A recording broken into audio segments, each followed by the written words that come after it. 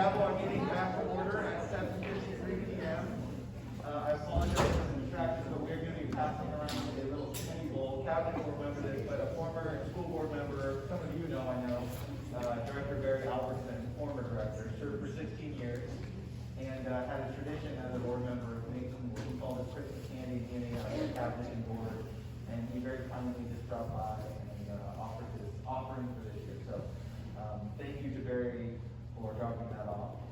And with that, what we're going to do next is move into public comment. So, I'm going to read a little bit about public comment. We've got our list of public commenters, and then Director Gershman, get yourself ready over there because we will have a crucial part of this. So, Tiger 12 school board meetings are public meetings, and what that means is that the business of the board is conducted in an open meeting for the public to observe as required by law.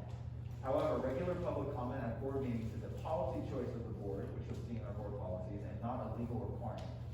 As the board values the input from our students, parents, and district community members that we serve, the board provides these opportunities for community members to provide input on important topics. In addition to public comment, community members may submit written comments to the board secretary, Patty Roberts, at each meeting, or email comments directly to the board. The email addresses of the school board can be found on the district website. So this section of public comment that we're about to enter into is for items directly related to a board meeting agenda item. Public comments regarding board agenda items will be shared during this time. For folks who have public comments that are about something else in the district, something that's not on the district agenda, that section is at the end of the agenda. And there's 30 minutes for each session, but based on the folks who signed up tonight, that should not be a problem. So here's how the protocol works. Public comments are limited to 3 minutes each. Director Zerschmied has cards in front of her, so you'll be sitting at that desk if you're providing public comment. Director Zerschmied will be right in front of you, and she's basically going to tell you how much time you have left. She's also going to have an alarm on her phone. You'll hear it when it goes off.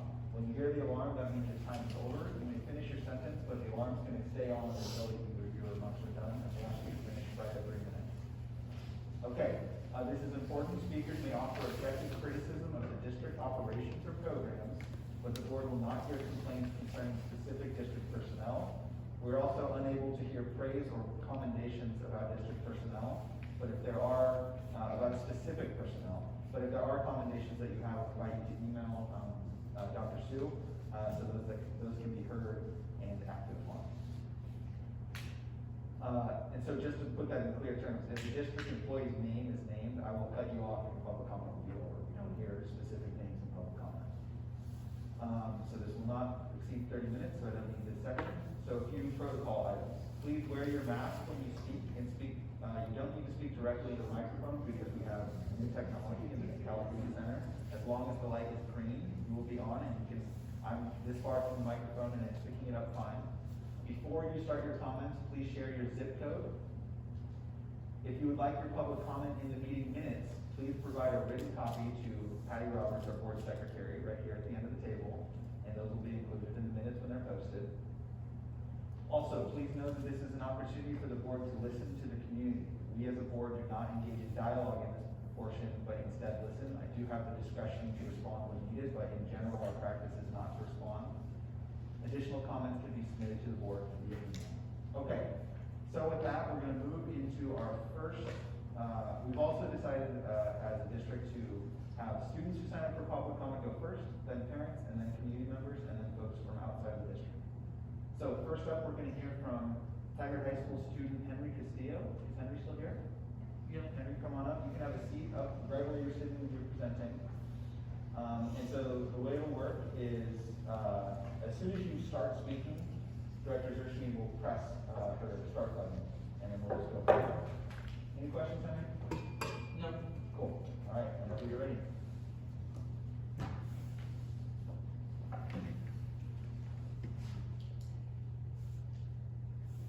Hello, my name is Henry Castillo. I am involved in many different things, but mainly I'm the president of No Place for Hate. But today I will be talking on my own behalf. I hope you all understand that despite what I may say today, these are my own views and not reflective of those of my fellow members and organization. Today I will be talking about my personal experience with hate speech. I remember around in late September, I was having a conversation with my younger sister, who is a 6th grader. I asked how her experience was going at middle school, and she replied and she said it was going well. It was only several weeks later that she came home with tears running down her eyes, running down her face, and with pieces of paper in her hand. She told me that these pieces of paper were slipped into her locker and that she broke down into tears when she read them. On these pieces of paper, there were slurs written on them as well as a message of telling her to kill herself. As an older brother, this broke me.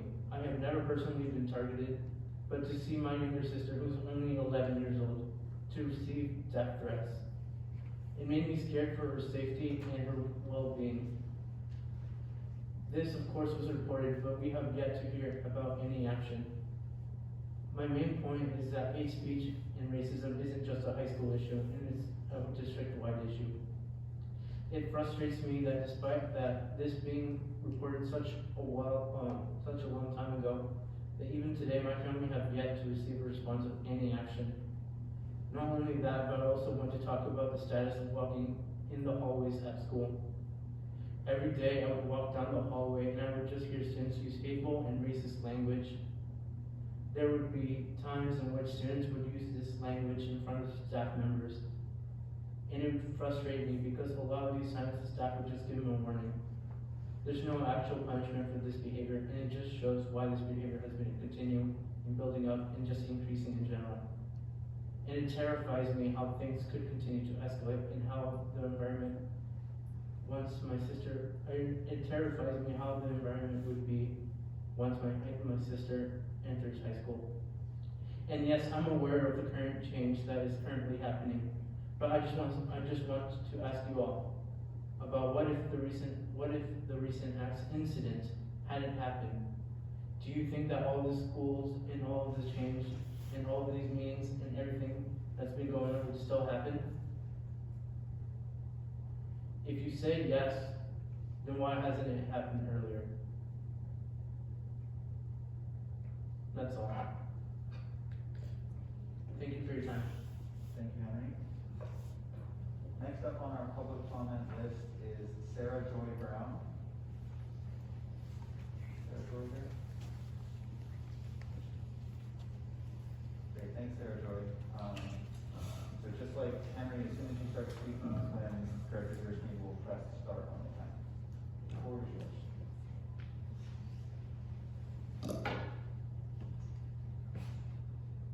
Okay. The last time I spoke at a school board meeting, I didn't have to wear a mask when I spoke. It's really hard for me to speak with a mask on. The mask has to stay on while you're speaking. Everyone else this evening has spoken with the mask on and has spoken with an English speaking line. So your 3 minutes is going to start right now. Okay. I asked to speak about trauma of all kinds in our schools, especially related around racism, bullying, and gender identity. Trauma can be the result of many things. It can be brought about intentionally when someone does something directly to us. It can be the result of life circumstances, such as losing a family member, or it can be the result of unintended consequences. So let's start with intentional acts. As I sat here listening to all of this testimony tonight, I was moved by one particular thought.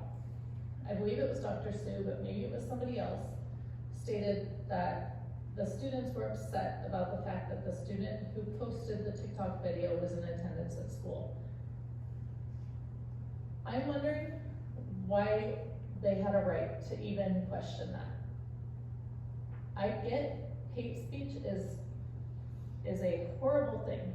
I am not trying to say that. I am not trying to say that racism does not exist or that it is not something to be concerned about. What I am wondering is why students who may not have even known that student directly had any right to question what consequence was being meted out, what is being done by the administration, or the board, and why they feel entitled to stage a walkout. To me, this is just gross. I don't even know where to start. I mean, so my son has been beaten up 3 times by the same kid at school. Physically assaulted 3 times at school by the same child. My son has an IEP, he has special needs, and yet this is not, I am not allowed to question what happens to that student. So how do our students who, I mean, the video of the students in the walkout, some of them were white. How are they affected by that speech? It just, now, I have not seen the TikTok video, granted. I'm not on TikTok, I have no desire to see it.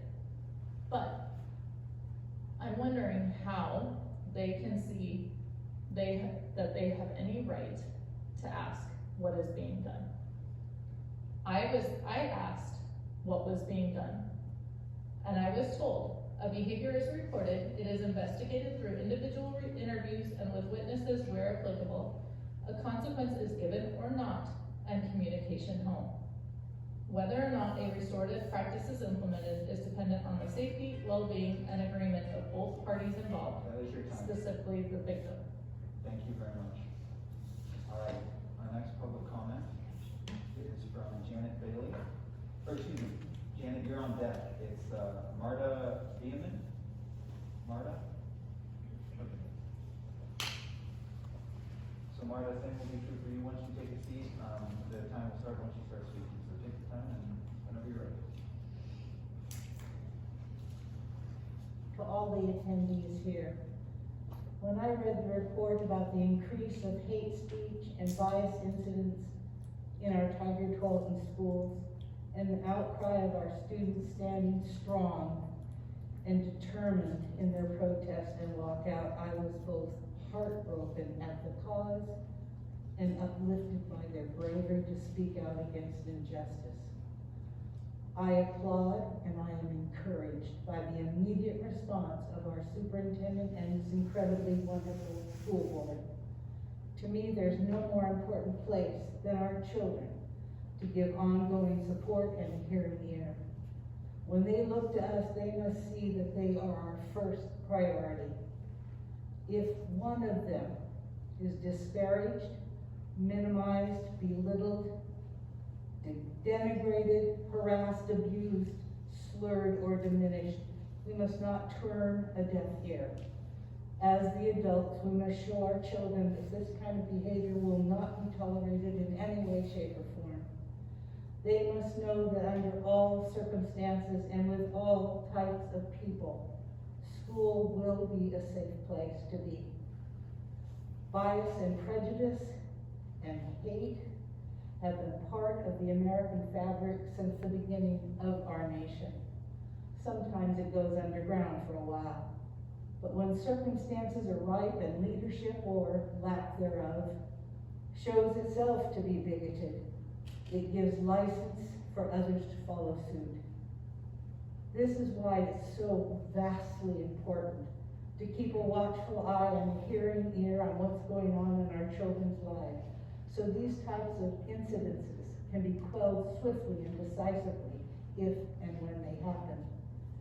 And the ever-present reinforcement of what is expected in our classrooms and hallways and buildings is known to them.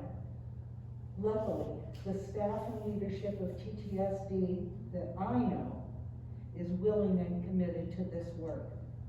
As a former employee of this school district, and myself a person who's working with other groups to educate the public of the insidious and systemic nature of the prejudice, I hope that all here and every one of your family members and neighbors will support by whatever means necessary this district and this board. Thank you. All right, thank you. Janet, you're up. Tony Carrasco's on deck. Thank you. Janet's name is true, as soon as you, sit and begin speaking, that's when Director Richmond will start the timer, so take your time. And the only problem I have is when I have a mask on, it fogs my glasses, and then I have trouble reading from my cell phone. Yeah, I'm sorry, unfortunately, that is the rule, so the mask has to remain on. Okay. Is this the mic? Yep, and you don't have to, I can suggest if you put your mask higher up the bridge of your nose and then your I know, but- that's what I do with my research. But when I breathe and it comes up. Okay. Equity is not equal opportunity. Equity might sound great, but it's the opposite of equal opportunity. Don't be fooled. Equity demands an equal outcome. Equity only happens by dividing and manipulating to favor one group against another. Equity is not the same as equal opportunity. This school district is not teaching equal opportunity, but instead teaching equity by dividing and teaching kids to be reactionary and controlled by their emotions. Stop gaslighting our children with the critical race theory lie by convincing black kids they are underachievers and white kids they're bullies and need to apologize. Stop dividing our kids. This leads to the Tigard High School walkout. With all due respect, this school's response is wrong in many areas. This school has taken it upon themselves to create a political demonstration during class time. The local news was strategically notified to beat the walkout, video, and interview certain students. Supposedly the walkout was in response to a TikTok video that some kids said had offensive verbiage. The video was not created at school or promoted during class time. Actually, several students and parents think the whole thing was a setup used as a decoy from the bullying that some teachers and students are forced to endure at this school. It is not the role of a school to police free speech outside of the school environment. The school's involvement is not lawful and goes against the First Amendment and against viewpoint discrimination statutes. Condoning the walkout behavior is teaching students to be reactionary and controlled by their emotions. It teaches to punish anyone that might say something that could hurt your feelings. If a student said something on video that was bullying, then shame on that student. But their parents should be the one to discipline their own children.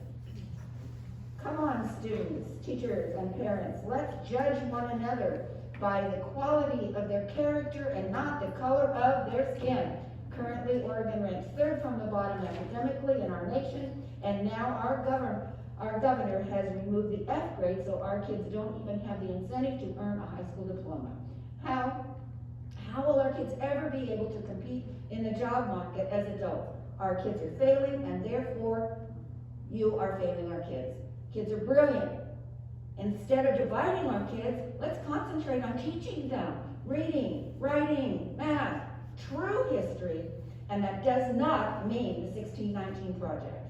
all right, next up on the public comment, Valerie Johnson.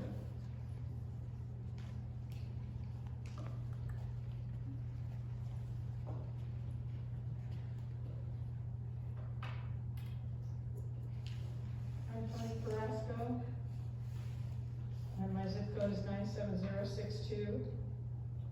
Thank you for listening to parents and grandparents and protecting our children. No one should be harassed at school or anywhere else. I'm sad for the students enduring this harmful action and impressed that their friends support them.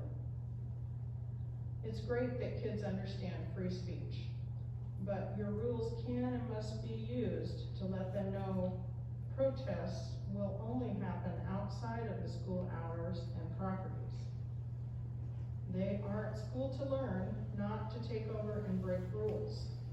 If that means helping them understand that any organizing of such activities must also happen outside school hours and off the school property, it's it's your duty to see that that happens. Sidewalks are public access, right outside the school parking lot. That's public access, and they should be made to understand this, so they can have their First Amendment rights. They can protest, but not during school hours.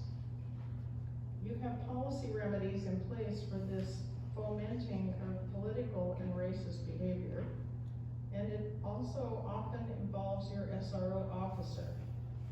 I hope you know how much you need that officer to protect children from racist talk as well as behavior such as tripping, name calling, other harassment such as notes in the lockers. It's great that kids understand free speech, but your rules and policies can and must be used to let them know it will happen only outside. They are at school to learn, not to take over and break rules. If that means helping them understand, I think I've repeated myself here. School procedures and policies should not be aligned with or encouraging any type of protest, let alone one that promotes further unrest. I can understand why the person posting over Thanksgiving and reinforcing this type of despicable behavior will be considered for suspension or expulsion, even though it happened off school property and hours. And this is a notice to parents. This kind of stuff needs to happen so that parents understand everything. They need to have a consequence so that their parents can remedy.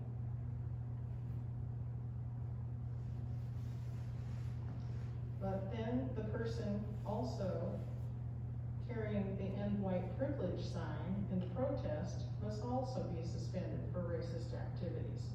We don't need to divide our kids by allowing this type of activities on school property. All right, that is your time. Thank Thank you you. very much.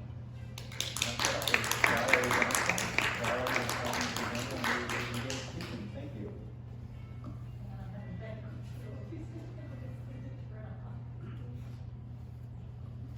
The rest has a ways to go in the time.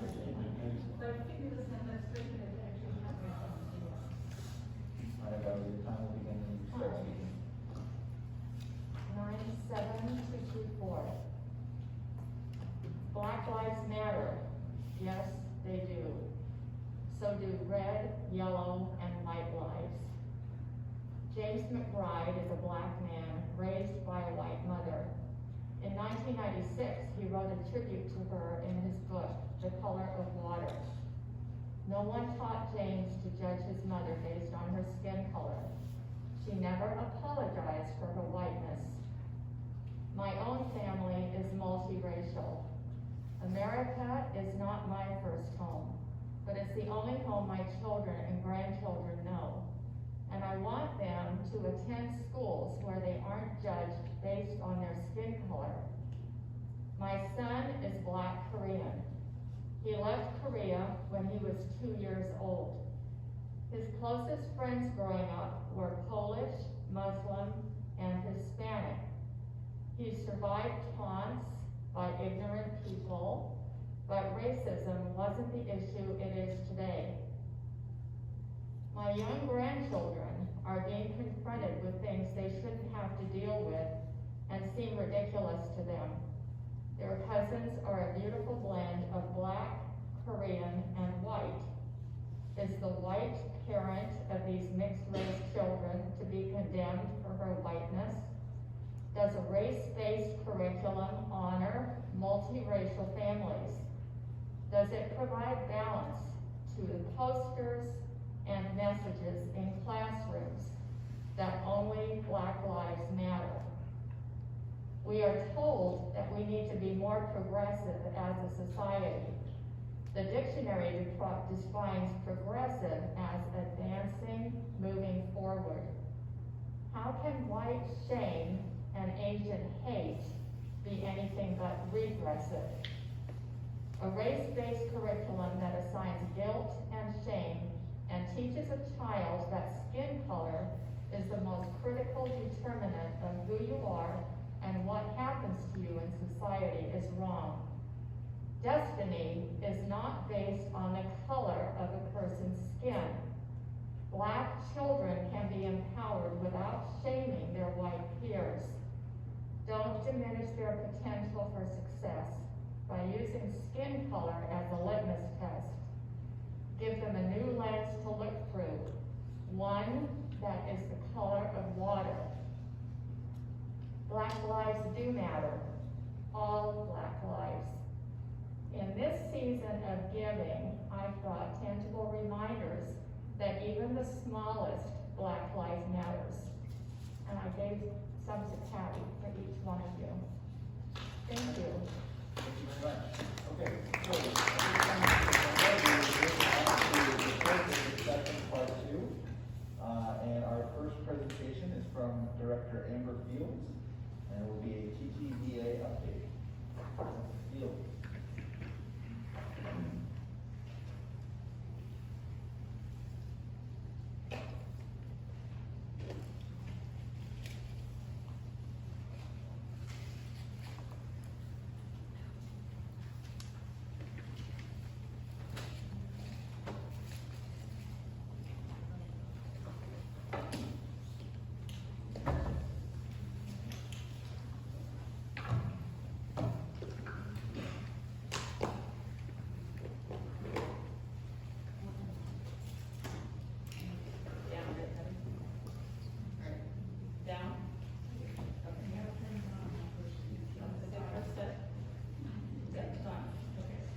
Good evening, board, and thanks for having us here this evening. We're going to give a TTVA update.